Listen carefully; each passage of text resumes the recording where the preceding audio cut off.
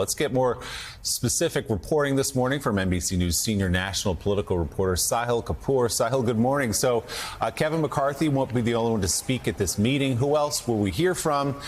And what happens after the inquiry? Why are they pushing for this so hard?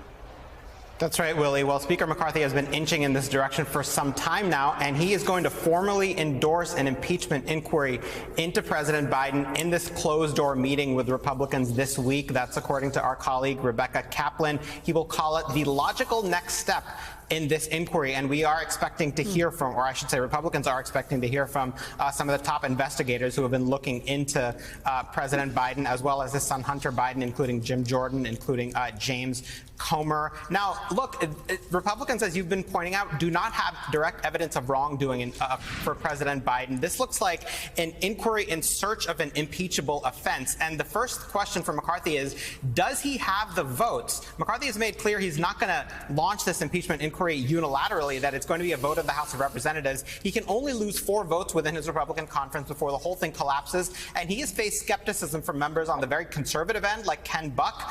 He has faced skepticism from center-right members who prefer to focus on governing, like Dave Joyce, and multiple of those frontline vulnerable Republicans who are going to be endangered in the 2024 election. Now, this also collides with a whole bunch of other issues, which might give you some clue as to why McCarthy is going down this road. Let's have a look at what Ken Buck, the conservative congressman from Colorado, said about what's to come. He says, quote, "There is a perfect storm brewing in the House in the near future in September."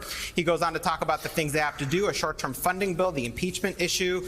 There are others who want to pursue policy measures like immigration or potentially defunding, President Trump's prosecutors as part of a government appropriations bill. And he says, quote, "McCarthy has made promises on each of those issues to different groups, and now it is all coming due at the same time." Now, what is that perfect storm about? There's an appropriations bill with a deadline of September 30th that they have to pass in order to prevent a government shutdown. McCarthy's dealing with those demands from his right, and he's also squeezed by a slim majority in the House of Representatives of Republicans, as well as the need to get these bills through a Democratic-controlled Senate and the White House. And all of this comes as some members on the right, you just mentioned Matt Gaetz, are making veiled threats, maybe not so veiled even, to McCarthy's gavel, suggesting that they might try to overthrow him. McCarthy was asked about this yesterday. Let's play what he had to say.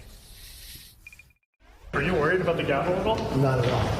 Do you think that he'll bring a motion to vacate, or do you think it's just empty threats? Matt's mad.